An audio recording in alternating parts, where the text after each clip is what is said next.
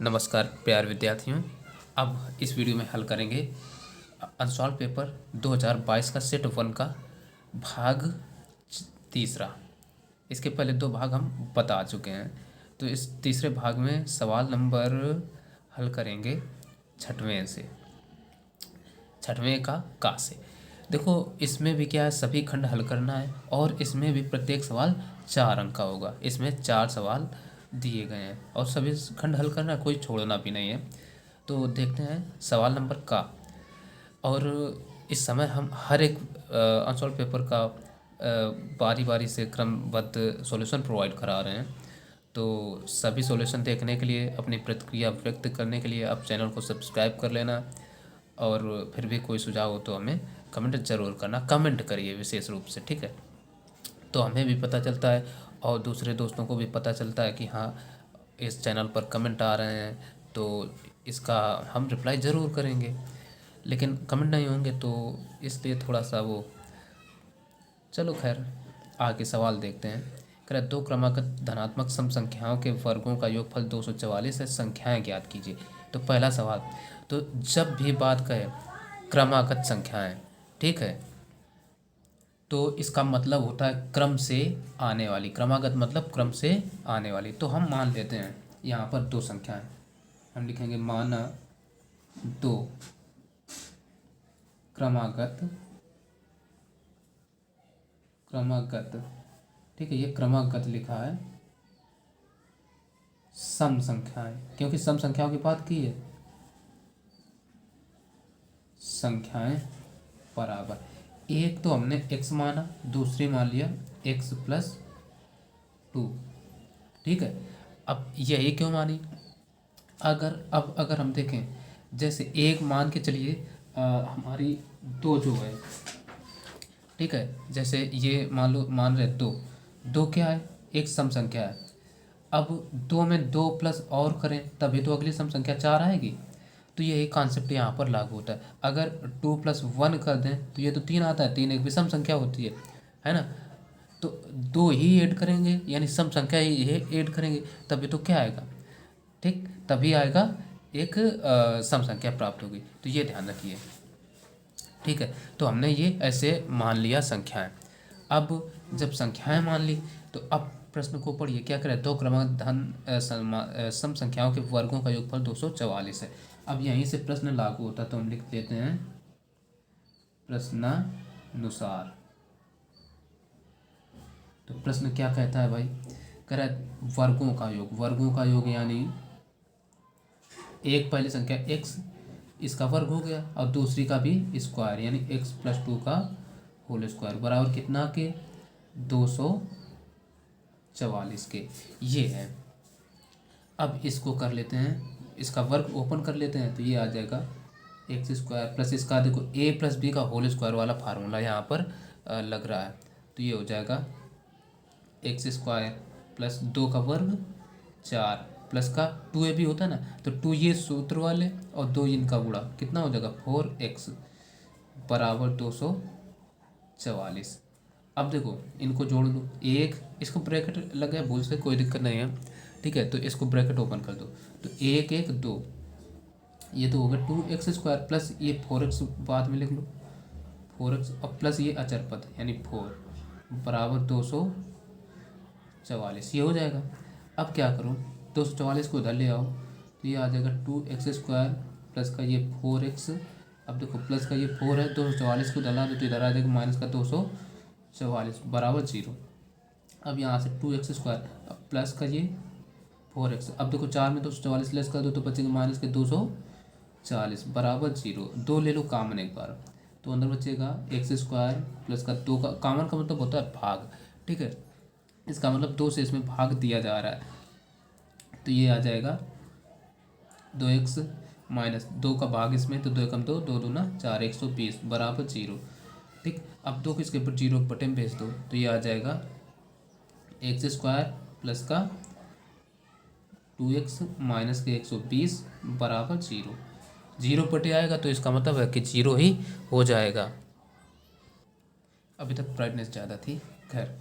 अब देखो क्या करते हैं, अब यहाँ पर ये सवाल जो है कह रहा है 120 के ऐसे गुणनखंड करो कि उनको घटाया जाए, यानी माइनस चिन्ह लगा है तो इसका मतलब होता है घटाने पर ये बात कह रहा है कि घटाने पर 2 बचे। तो 12 दाम 120, तो गुणनखंड बन गए, यानी एक्स स्क्वायर प्लस के 12x माइनस के 10x माइनस के 120 बराबर 0। अच्छा, यहाँ पर हमने प्लस माइनस के कैसे लिखा कि प्लस के 2 बचना है घटाने पर, यानी बड़ी संख्या बड़ी प्लस की और छोटी माइनस की रहने वाली है। या और भी हमने कई सारे ये बताए नियम, ठीक, तो उससे कर सकते हैं। अब देखो दो दो पदों में लेंगे कॉमन, तो इतने से हमें x कॉमन मिलेगा, तो आ जाएगा x प्लस का ये 12, यहाँ से माइनस 10 कॉमन ले लेंगे तो आ जाएगा x प्लस का 12 बराबर 0। अब देखो x प्लस 12 एक ब्रैकेट में, x प्लस 12 एक में x माइनस 10 बराबर क्या है 0 के। अब देखो यहाँ से हम करेंगे, यदि x प्लस 12 बराबर 0, तो x बराबर कितना आ जाएगा, x बराबर आ जाएगा माइनस का 12, जो कि हो जाएगा अमान्य। अमान्य भाई क्यों होगा, क्योंकि यहाँ पर दो क्रमागत सम संख्याएं के वर्गों का वर्ग, यहाँ धनात्मक सम संख्याओं का कहा है ना धनात्मक, तो ये तो ऋणात्मक है, तो ये तो अमान्य हो ही जाएगा।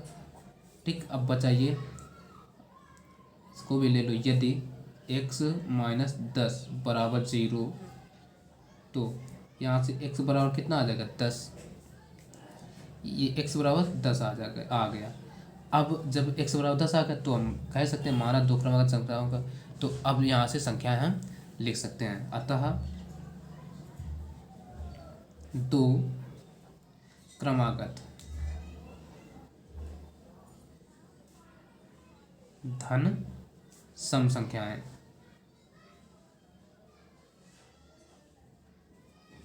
बराबर एक, देखो x मान है, दूसरे x प्लस 1, तो x कामा x प्लस 1 हम लिखते हैं। अब इनकी वैल्यू पुट कर देते हैं, x का मान 10 है तो 10 कामा 10 प्लस, देखो यहाँ भूल से 1 लिख दी है जबकि 2 था 2, तो ये आ जाएगा 10 कामा 10 प्लस 2 बराबर 12, और यही इस सवाल का हो जाएगा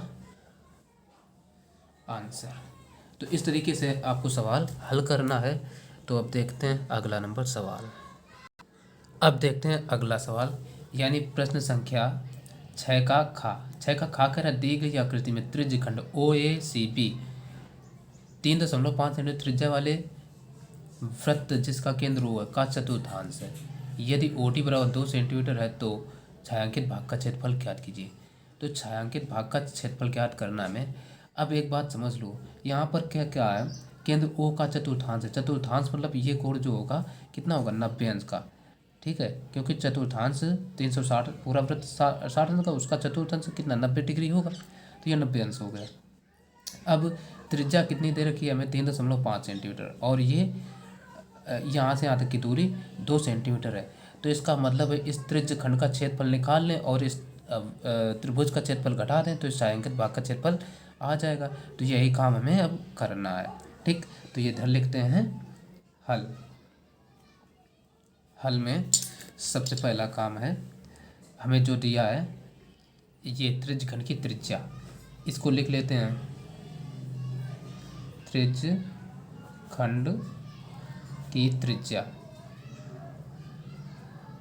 यानी इसको स्मॉल r बराबर लिख रहे हैं, कितना है 3.5 सेंटीमीटर। ठीक, इतना ही दिया है केवल, और तो कुछ खास दिया नहीं है। अब OD बराबर, ये भी लिख लो भाई, OD बराबर 2 सेंटीमीटर। तो पहले हम क्या करें, इस त्रिज्य खंड का ही क्षेत्रफल निकाल लेते हैं। बस पहला काम अपना यही होगा कि त्रिज्य खंड का ही क्षेत्रफल हम निकाल लेते हैं। तो सीधे सूत्र लगा दो,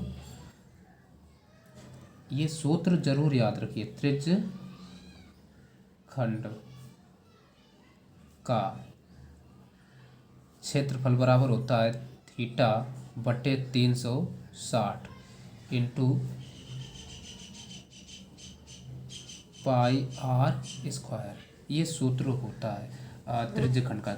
अब ये सूत्र क्यों होता है, देखो इसका एक कोण तो हमें पता होता है, ठीक है ना, साफ नज़र आ रहा है। अच्छा, अब ये जब कोण पता है, अब देखो जब ये हमें कोण पता है 360 यानी ये वृत्त का ही एक भाग है, तो यानी कितने अंश का कोण कट के अब वृत्त का पूरा अंश कितना होता है 360 अंश। और क्षेत्रफल रिलेटेड है तो क्षेत्रफल का ही सूत्र लगा दिया जाता है वृत्त के, ठीक है, गुणा में हो जाता है, बस ऐसे ही याद रखो। ठीक, तो रख दो मान, थीटा का मान कितना रखेंगे 90 अंश। ठीक, 90, क्योंकि भाई ये चतुर्थांश इसलिए 90 अंश होगा, यहाँ हमने लिखा नहीं। अब बटे 360 सूत्र में इंटू पाई, पाई का मान हम रख देते हैं 22/7 इंटू आर का मान कितना है 3.5, तो हम लिख देते हैं 3.5 गुणा 3.5, ठीक है ना। अब आगे देखो, अब इसको यदि हम क्या करना चाहें कैलकुलेटर 10 से भाग कर दे देते हैं, इसमें भी दोनों में 10 से भाग कर देते हैं, तो ये दशमलव जो है ना ये कैंसिल हो जाएंगे, इधर 0 से 0 कटा, 9 कम 9, 9 चौको 36 हो जाएगा। तो अब हम क्या करें, और एक 7 से इसको काट लो, 7×5 = 35, तो ऊपर तो सब कट गए, ये बचा 22×5 या 35 और इनका गुणा करा लेते हैं और दद्दाम 100 कर लेते हैं। ठीक है, हम इधर लिखे ले रहे, चलो एक काम और कर लेते हैं, इससे 2 से 2 दूना 4 और ये 11 आ जाएगा, तो 11×5 = 55, ये 55 इंटू ऊपर कितना हो जाएगा 35, ठीक है, और नीचे 2 और ये 10 और ये 10, तो 200 हो जाएगा 200। अब इनका यदि हम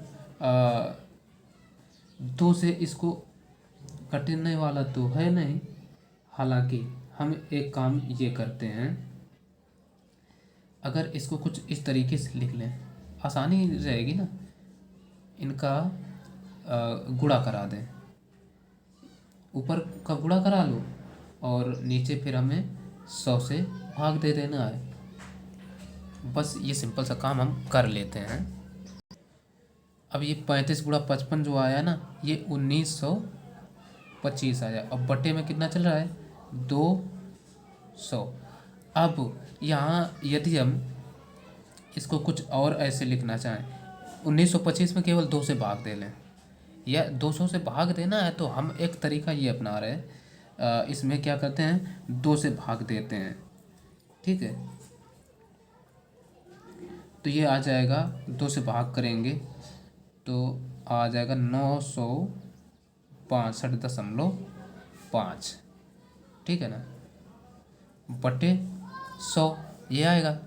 अब यहाँ पर देखो 2 जीरो और हैं, 2 जीरो और हैं, तो इसको हम क्या कह सकते हैं, लिख सकते हैं कि 2 अंक पर दशमलव इधर खिसक आएगा, तो ये हो जाएगा 9.625, और ये सेंटीमीटर में सब कुछ मापे थी तो सेंटीमीटर स्क्वायर, ये किसका त्रिज्य खंड का क्षेत्रफल आया। अब हमें छायांकित भाग का क्षेत्रफल निकालना है, तो उसके लिए त्रिभुज का क्षेत्रफल और निकाल लेते हैं, ठीक है, तो त्रिभुज चलो BDO, त्रिभुज BDO का क्षेत्रफल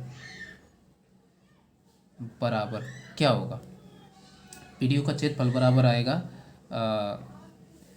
जब भी समकोण त्रिभुज हो, ठीक है, तो इसमें हमें आधार और ऊंचाई पता है तो यही सूत्र लगाना है 1/2 आधार इंटू ऊंचाई, तो 1/2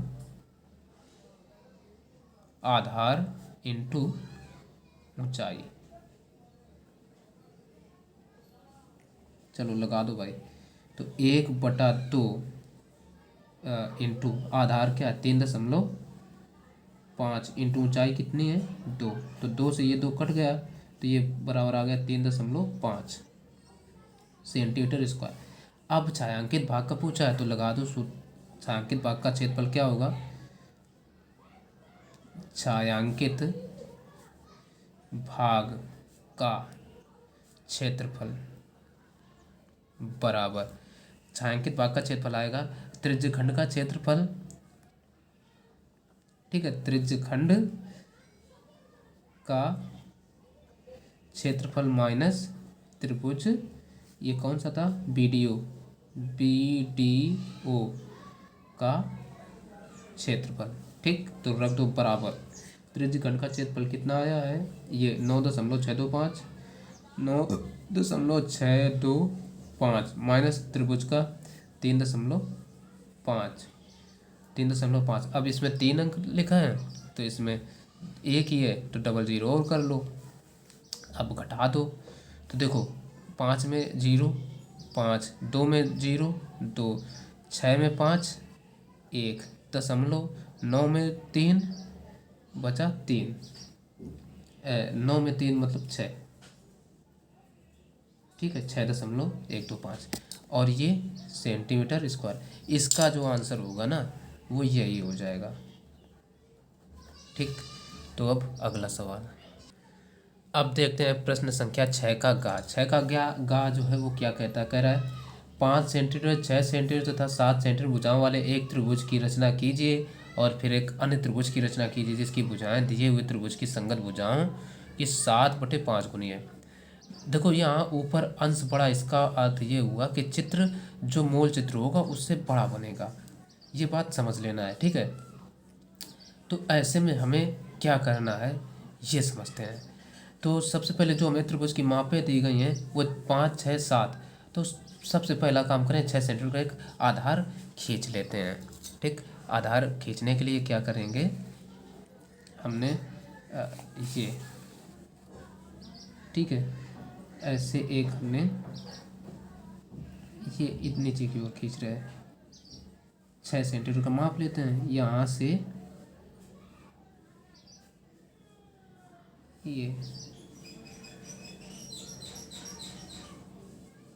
ये एग्जैक्टली हमने माप लिया।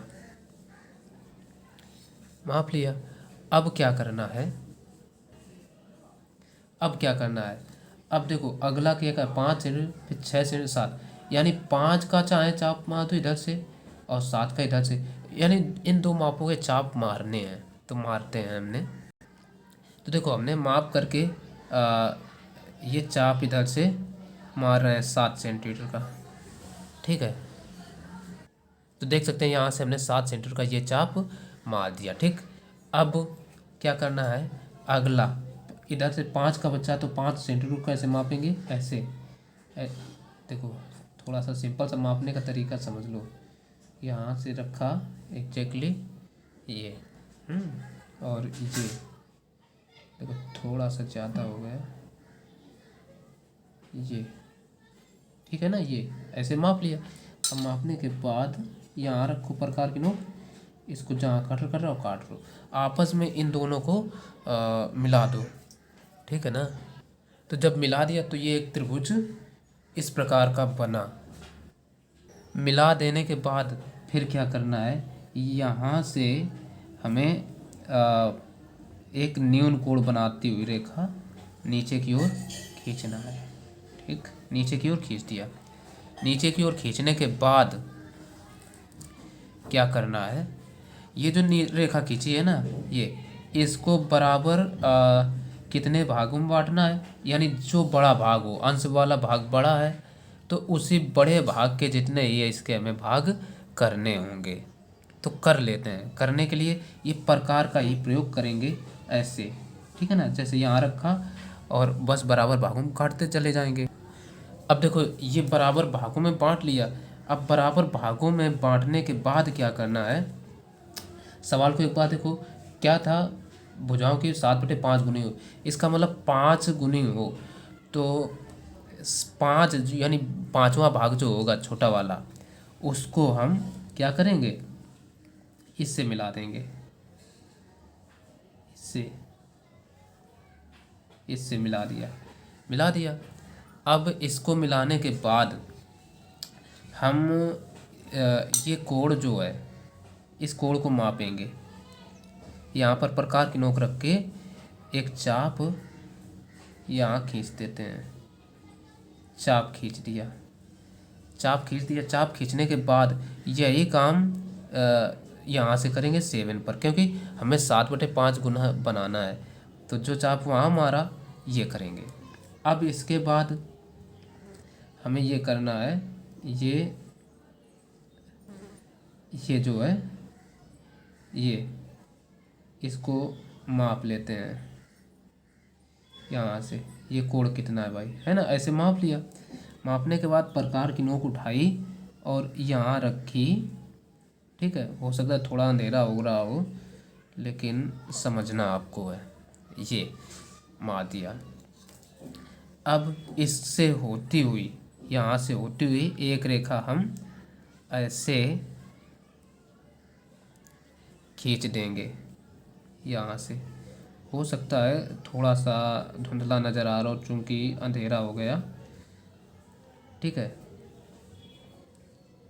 ठीक, ये ऐसे खींच दी। और इसके खींचने के बाद फिर क्या किया हमने, इसको, ये जो है BC है ना, इसको बढ़ा देंगे यहाँ से यहाँ तक बढ़ा दिया। और इसको कंप्लीट कर देते हैं। हम पेन से देखो बना रहे हैं, आपको ये पेंसिल से बनाना है। पेंसिल से क्यों बनाना है, ताकि चित्र अच्छा बने। अब ये देखो इतना बन गया। अब वही काम यहाँ भी करना है। यहाँ कितना कोण बनेगा, कोण हम ये माप लेते हैं। तो वही प्रकार की नोक उठा करके दूरी बिना घटाए बढ़ाए यहाँ रख लेते हैं, और कोण जो भी है कोण काट लिया, है ना। अब इस कोण को माप लो, ये कोण कितना है। कोण मापने के बाद का काम ये होगा। ये देखो कोण हमने माप लिया, सही है लगभग, है ना। ये ठीक, कोण माप लिया। अब यहाँ से हम ये जहाँ से ये चाप काट रहे हैं, यहाँ से होती हुई एक रेखा और खींचना है। ये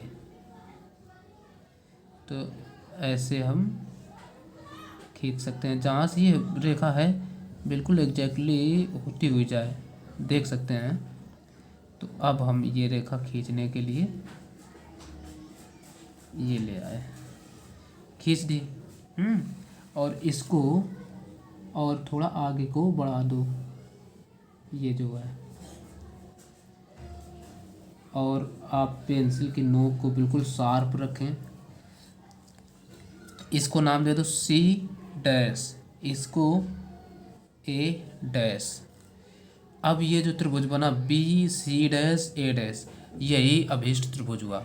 अब ये सवाल देख रहे हो 4 अंक का है, तो इसमें रचना के पद हमें ज़रूर लिखने पड़ेंगे। तो वो हम लिखे देते हैं कुल मिला करके। अब देखो रचना के चरण कैसे लिखना है।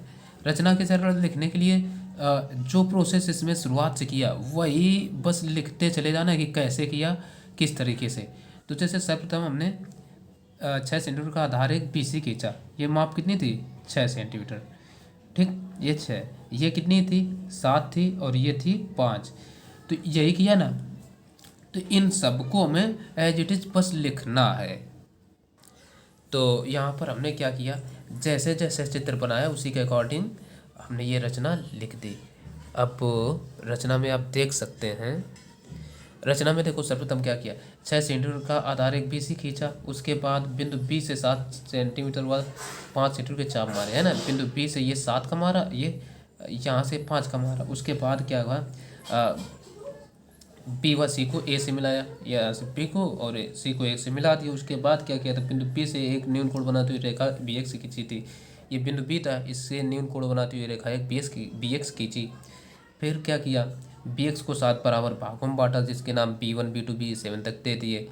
फिर क्या किया, B5 को C से मिलाया, यानी B5 को C से मिलाया, ठीक, वो लिख दिया। इसके बाद क्या, B5 C के समांतर एक रेखा B7 C' खींची। ठीक है ना। समांतर खींचने का ही ये प्रोसेस होता है। यानी इनके हमने संगत कोण बराबर करा के रेखाएं खींची, फिर सी ए के समांतर एक रेखा सी डैश खींची, ये सी ए टी इसी के समांतर एक रेखा ये खींची। तो ये सब प्रोसेस जो है, ये कोण काटना मापना, ये समांतर खींचने का प्रोसेस होता है। और यही जो त्रिभुज बना हमारा बी सी डैश ए डैश, यही त्रिभुज अभिष्ट रचना है और कुछ नहीं। तो ये हमने केवल जैसा जैसा चित्र की बनाया उसे अकॉर्डिंग हमने सब कुछ लिख दिया। तो ये था ये सवाल। अब देखते हैं इसका अगला नंबर। अब देखते हैं अगला सवाल। अगला सवाल हमें दिए हैं, कह रहा है निम्नलिखित बारंबारता बंटन सारणी से माध्यिका ज्ञात की, यानी माध्यिका हमें ज्ञात करना है। और एक वर्ग अंतराल दे रखा है 0 से 10, 10 से 20, 20 से 30, 30 से 40, 40 से 50 और बारंबारता उनकी ये दे रखे हैं। तो इस सवाल में हमें क्या करना है, देखो सबसे पहला काम है, ये जो इस तरीके की सारणी दी है इसको इस तरीके से लिख लेना है, ठीक। और वर्ग अंतराल लिख लिए और उनके सामने उनकी बारंबारताएं लिख दी। जब भी माध्यिका ज्ञात करना हो और इस तरीके के सारणी वर्गीकृत हो आंकड़े, तो हमें निकालना होता है संचयी बारंबारता। तो इस हेडिंग डाली संचयी बारंबारता। संचयी बारंबारता पहला तो 6 ही रहेगा, फिर 9 6 ये आ जाएगा 15, ठीक। और 15 और 12 ये होता है 27, 27 8 होता है 35, ठीक। 35 15 ये 50, ठीक। ये 50 आ गया, यानी ये क्या आ गया, ये n हो गया। यही जो 15 है ना, n हो गया। तो अब आगे हम क्या, हमें एक चीज़ निकालना पड़ता है n/2। तो n/2 बराबर कितना आ जाएगा, 50/2 बराबर ये 25 आ गया n/2। अब n/2 25 आ गया, ठीक है ना। अब ये देखो, जब इस तरीके के आंकड़े तो ये 25 कहाँ आने वाला है, तो 25 जहाँ आएगा, देखो किस वर्ग अंतराल में आएगा, मतलब ये देखना होता है। तो इस वर्ग अंतराल में आएगा, तो इसको ही हम क्या कर लेते हैं, घेर लेते हैं। तो जिस वर्ग अंतराल के अंतर्गत आता है तो उसी के बारंबारता वाले सारणी में कॉलम में उसको हम क्या एफ मान लेते हैं, ठीक है। कई लोग F1 F2 करके मानते हैं, ठीक है, लेकिन हमने इसको एफ माना या कैपिटल एफ मानते हैं, ठीक। अब देखो इसको फ्रीक्वेंसी कहा जाता है एफ माना, इसको संचयी बारंबारता को क्यूमुलेटिव फ्रीक्वेंसी कहते हैं। तो इसको हम क्या करते हैं, सी से मान लेते हैं। सी से क्यों, यानी जो संचयी बारंबारता है, बारंबारता वाले के ऊपर वाले कॉलम में जो ठीक ऊपर वाला पद होता है उसको कहते हैं क्यूमुलेटिव फ्रीक्वेंसी। सी मान लिया, इसको सी मान लिया। अब तो यहाँ चीज़ें हम लिख लेते हैं, एफ बराबर एफ बराबर ये 12 और सी बराबर 15। और देखो जो लोअर लिमिट होती है, लोअर लिमिट उसको मानते हैं एल, यानी क्यूमुलेटिव फ्रीक्वेंसी, यानी जिस बारंबारता वाले वर्ग अंतराल में जो लोअर लिमिट यानी निम्न सीमा होती है, जैसे 20 है तो ये हो जाता है हमारा L. L stand for lower limit, ठीक है ना, 20। और एच भी निकालना पड़ेगा। एच क्यों, अभी सूत्र बता रहे ना। तो एच बराबर सबका जो अंतर होता है, कितने का अंतर है सबके बीच में, 10 का। तो ये 10 हो गया, ये आ गया। अब देखो सूत्र क्या होता है,